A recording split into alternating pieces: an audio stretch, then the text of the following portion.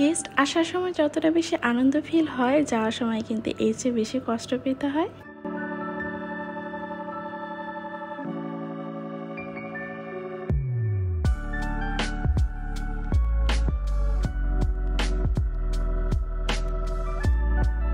আসসালামু আলাইকুম, সবাই কেমন আছেন? আশা করি যে যেখানে আছেন আল্লাহর রহমতে ভালো আছেন। আমিও ভালো আছি আলহামদুলিল্লাহ।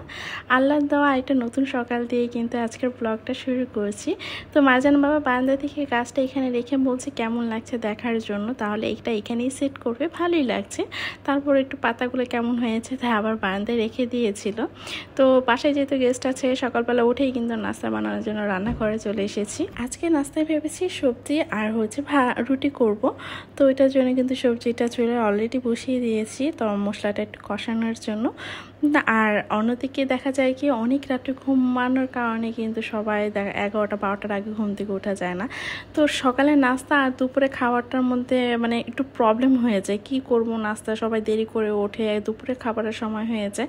তো আমাদের কিন্তু এতদিন মানে গেস্ট যতদিন ছিল সব কিছু উল্টাপাল্টা, 11টা-12টার আগে কিন্তু সকালে নাস্তা খাওয়া হয়নি, কারণ কেউ ঘুম থেকে উঠতে চাচ্ছিল না। আর দ্বিতীয়ত দুপুরে খাবার সেই আসরের সময় খাওয়া হয়েছে, যেহেতু সকালে নাস্তাটা দেরি করে খাওয়া হচ্ছিল, এইভাবে কিন্তু দিন যাচ্ছিল আমাদের। তো এখানে কিন্তু আমি রুটির জন্য পানিও বসিয়ে দিয়েছিলাম আর ভাজিটাও বসিয়ে দিয়েছি। তো তারপরে খেয়াল করলাম যে সুন্দর করে বাইরে বৃষ্টি হচ্ছে, বৃষ্টিটা কেমন বিন্দু বিন্দুর মতো করেও কিন্তু বৃষ্টির ফোঁটাগুলো পড়ছিল, দেখতে অনেক বেশি সুন্দর লাগছিল। আগে থেকে প্ল্যানিং ছিল আজকে একটু খিচুড়ি রান্না করবো, কারণ আগের দিন ওয়েদারটা যেহেতু একটু ঠান্ডা ঠান্ডা ছিল, তাতে কিন্তু ভেবেছি কোয়েল পাখির ঝোলটা করবো, আলু দিয়ে ঝোল রান্না করবো। কোয়েল পাখি খেতে কিন্তু বেশ ভালো লাগবে। গত ভিডিওতে কিন্তু দেখেছেন কোয়েল পাখি কিন্তু আমরা ভুনা করে মজা করে খেয়েছিলাম। তার এই ভিডিওটা হচ্ছে তারও 4-5 দিন পরে। তো সবাই যখন কোয়েল পাখি খেয়ে অনেক বেশি মজা পেয়েছে, তখন আবার নিয়ে আসতে বলছে, কিন্তু আনার পর দেখেন এটা ক্লিন করা না। তো আমি ভাবছি যে এটা তো আমি ক্লিন করতে পারবো না। তো এই কাজটা করেছে মারজানের বাবা আর হচ্ছে আমার ভাইয়া, যে বেড়াতে এসেছিল, মানে আমার কাজিনের হাজবেন্ড। তো ও ভাইয়া আর মারজানের বাবা মিলেই কিন্তু এই কাজ করছিল। আমার না কেন জানি ভালোই লাগে, তারা যখন কাজ করে না ছেলে মানুষ ঘরের টুকিটাকি, তখন আমার অনেক ভালো লাগে। জানি না কার কেমন লাগে, আমি কিন্তু খুব বেশি এনজয় করি জিনিসগুলো। তো ওদিক দিয়ে কেটে ঠেটে রেখে দিয়েছে, আর অন্যদিকে কিন্তু আমরা খিচুড়িটা বসিয়ে দিয়েছি। তো আজকে খিচুড়িটা কিন্তু সন্না বানাবে। তো এতদিন যে সবাই একসাথে ছিলাম, তো পাকঘরে কিন্তু অনেক কাজ থাকে, যেহেতু এতগুলো মানুষ। সন্না আমাকে অনেক বেশি হেল্প করেছে, প্রতিটা সময় কিন্তু আমার সাথে ছিল। ওর নাকি একা একা ভালো লাগা না, আমি একা কাজ করবো এটা দেখতে আর একটু ভালো লাগছিল না, তাই প্রতিটা মুহূর্ত আমার সাথে ছিল আর আমাকে প্রচুর পরিমাণ হেল্প করেছে। তো আজকে খিচুড়িটা কিন্তু ওই রান্না করছে আর আমি কোয়েল পাখিটা রান্না করব।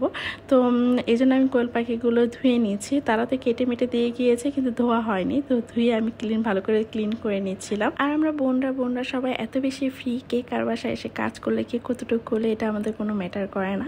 তো আমরা মনে করি যে এখানে যে জায়গাটাকে নিজের বাসার মতো সব কিছু আপন করে নিই, এই জিনিসটা কিন্তু বেশ ভালো। আলহামদুলিল্লাহ আমাদের বোনদের মধ্যে ভাইদের মধ্যে কিন্তু এই বন্ডিংটা খুব বেশি ভালো।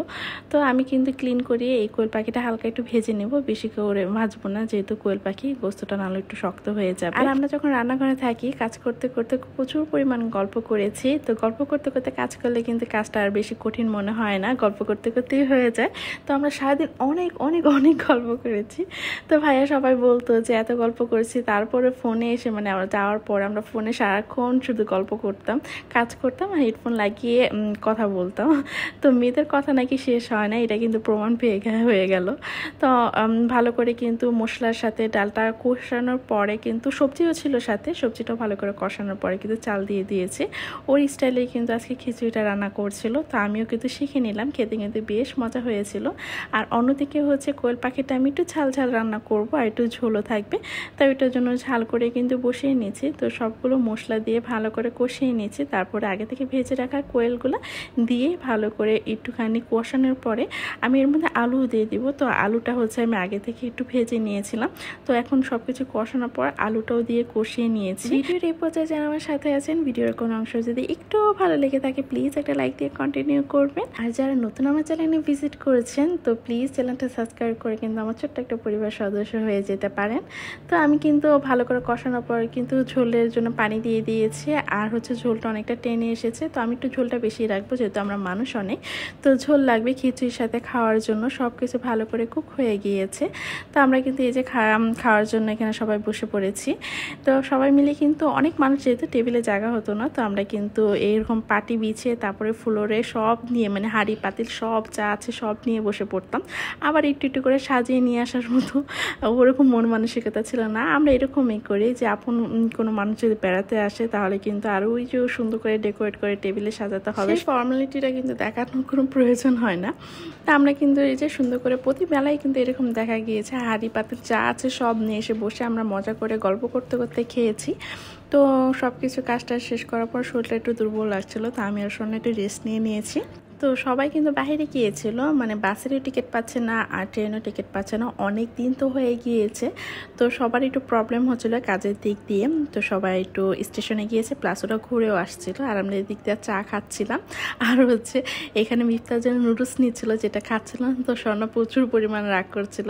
আজকে তো অনেক মানুষ, তো সব কিছু ধুয়ে কিন্তু আমরা টেবিলই সব কিছু আবার শুকানোর জন্য রেখে দিতাম, তো ঘরটা একটু এলোমেলো লাগছে এই আর কি। তো সকালবেলা ঘুম থেকে উঠতে না উঠতেই তারা ভোর 6টার সময় নাকি গিয়ে স্টেশনে ছিল, তো ওইখান থেকে নাকি তারা বাসের টিকিট পেয়েছে। তো আমার এটা আগে জানা ছিল না, তো আমরা ঘুমেই ছিলাম, তখন এসে বলতেছে ওঠো ওঠো আমরা রেডি হও, তাড়াতাড়ি আমরা চলে যাব। তো চোখ ডলতে ডলতে কিন্তু আমরা ঘুম থেকে উঠেছিলাম, যেহেতু রাত্রেবেলা অনেক রাত্রে করে শুয়েছি গল্প আড্ডা দিতে দিতে। তো ওঠার পরে সবার যেহেতু সব কিছু এলোমেলো ছিল, সবাই সব কিছু গুছিয়ে টুছিয়ে নিচ্ছিল, খুব তাড়াহুড়ার মধ্যেই ছিল। আর সেদিনই ফার্স্ট ওইটা হচ্ছে বাসটা ছেড়েছে, খুব রিস্ক নিয়ে বাসটা ছেড়েছে, কিন্তু কিছু করার ছিল না, সবার কাজের ক্ষেত্রে অনেক প্রবলেম হচ্ছিল, তো আর্জেন্টলি যাওয়া দরকার ছিল সবার। তো এদিক দিয়ে তানজিল ওর ব্যাগটা গোছাচ্ছিল, এমন সময় আমার বিড়ালটা এসেছে, তো দুষ্টামি করছিল তোকে আজকে নিয়েই যাবো আমাদের সাথে। তো ওরা তারপর বিড়াল সব মিলিয়ে কিন্তু আমার ঘরটা খুব জমজমাট ছিল, পুরাই ভরপুর ছিল ঘরটা। তখন কিন্তু আর একা একা লাগতো না, ওরা এক এক জিনিস গোছাচ্ছিল, আমি ভাবছিলাম আহারে আমার ঘরটা আবারও খালি হয়ে যাবে। যদিও আমি সবসময় একা থাকি, তো একা থাকতে থাকতে একটা অভ্যাস হয়ে যায়। আর ওরা যেহেতু এতদিন ছিল, প্রায় 13টা দিন, তো এইটাও একটা কিন্তু অভ্যাসে পরিণত হয়েছিল। ঘরটাকে সবসময় মানুষ দিয়ে ভরপুর দেখা, সবসময় আড্ডা গল্প সব কিছুর মধ্যে থাকা। হঠাৎ করে যখন একা হয়ে যাবে, মানে যাওয়ার কথা চিন্তা করছিলাম, তখন কিন্তু প্রচুর খারাপ লাগছিল। তো এদিক দিয়ে আমার বোনরা সুন্দর করে রেডি হয়ে গিয়েছে, তো আমি নিচে গিয়েছিলাম। তো সে সময় আর ভিডিও করা পসিবল হয় না, কারণ আমার অটোমেটিক মানে অনেক কান্না পাচ্ছিল, সবাই চলে যাচ্ছিলো, আমি দাঁড়িয়ে দাঁড়িয়ে দেখছিলাম আমি আবারও একা হয়ে যাচ্ছি। আমি যে এখানে একা, এখানে যে আমার কোনো আত্মীয় স্বজন কেউ নেই, হয় কি থাকতে থাকতে অভ্যাস হয়ে গিয়েছে, তো আমার তেমন একটা খারাপ লাগে না। যখনই কেউ আসে তখন কিন্তু আমার প্রচুর খারাপ লাগে, মানে যাওয়ার সময় প্রচুর খারাপ লাগে। তো কিন্তু আরও ওরা যেহেতু অনেক দিন ছিল আরও বেশি খারাপ লাগছিল। তো মারজান কিন্তু কান্না করতে করতে ঘুমিয়ে গিয়েছে, আর আমি ঘুরে ঘুরে দেখছিলাম আমার ঘরটা কি ফাঁকা ফাঁকা লাগছে, যদিও ঘরটা অনেক এলোমেলো ছিল, তো প্লিজ এটা ইগনোর করবেন। অনেক বেশি খারাপ লাগছিল, তো আমার না অনেকক্ষণ বসে বসে কান্না আসছিল। তো ওরা যাওয়ার সময় কিন্তু আমি কন্ট্রোলে থাকতে পারিনি, আমার বোনও কিন্তু কান্না করেছিল, মানে অনেকটা সময় একসাথে ছিলাম, তো আবার যার যার লাইফে সবাই একাই থাকবে। তারপর হবে কি ওরা যেহেতু সবাই একসাথে আছে, চাইলে কিন্তু দেখা করতে পারে, কিন্তু আমার এখানে আসতে গেলে কিন্তু অনেক প্ল্যানিংয়ের প্রয়োজন হয়, প্ল্যানিং করে তারপরে কিন্তু রাজশাহীতে আসতে হয়। এইসব ভেবেই কিন্তু অনেক বেশি খারাপ লাগছিল। আবার যখন ফাঁকা ঘরটা দেখছিলাম না, তখন আরও বেশি খারাপ লাগছিল। তো যাই হোক, সে সময়ের অনুভূতি তো আর ওইভাবে ভাষা প্রকাশ করা যাবে না। তো আমার সারাদিন অনেক বেশি মন খারাপ ছিল, আর ঘরটা ক্লিন করেছে, আমি কোনো রান্না বান্না করিনি। তো মারজান বাবা এই জিনিসটা বুঝতে পেরেছে, তো এটার জন্য বাহির থেকে রাত্রে খাবার নিয়ে এসেছিলো, আমাকে রান্না বান্না করতেও বলেনি। তো বাহির থেকে খাবার যা নিয়ে এসে ওইটাই বের করে নিচ্ছি। তো যাওয়ার পরে কিন্তু সবার সাথে আবার ফোনে কথা হয়েছে, সবারই অনেক বেশি মন খারাপ, তো সবারই অনেক খারাপ লাগছিল, সেই সময়গুলো খুব বেশি মনে করছিল। আমার মতোই দশা হয়েছে, সবার অনেক বেশি মিস করছিল আমাদের সবাইকে। তো মারজান বাবা রাত্রে খাবারের জন্য কিন্তু এখানে গ্রিল নিয়ে এসেছিল, মারজানকে জিজ্ঞাসা করছিল কি খাবে, তো ও বলছিল গ্রিল নিয়ে আসবে, যেহেতু মারজানের প্রচুর পরিমাণ মন খারাপ ছিল। তো মারজান বাবা বুঝেছিল, তো এই জন্য ওকে ফোন দিয়ে জিজ্ঞাসা করেছে তুমি কি খাবা, তো ওর পছন্দ মতোই কিন্তু জিনিস নিয়ে এসেছিল। আর মারজান বাবার জন্য কিন্তু এখানে নিহারে নিয়ে এসেছিল। তো এগুলোই কিন্তু আমি সুন্দর করে বের করে তারপরে কিন্তু সব কিছু খাওয়া কিন্তু শেষ হয়নি, অনেক বেশি বেশি নিয়ে এসেছিল। তো যতটুকু খাওয়া হয়েছে বাকিটা কিন্তু আমি ফ্রিজে রেখে দিয়েছিলাম। এখন যখন ভিডিওটা এডিট করছি, এখনও কিন্তু ওদের অনেক বেশি মিস করছি, সেই সময়গুলোর কথা কিন্তু আবারও চিন্তা হচ্ছে, যদি আবার একসাথে এরকম হতে পারি। জানি না হওয়া পসিবল হবে নাকি, আবার কবে হয় জানি না তাও। তো সবাই আমাদের জন্য দোয়া করবেন। আজকে ভিডিওটা এই পর্যন্ত, এইখান থেকেই বিদায় নিচ্ছি। ধন্যবাদ, আসসালামু আলাইকুম, আল্লাহ হাফেজ।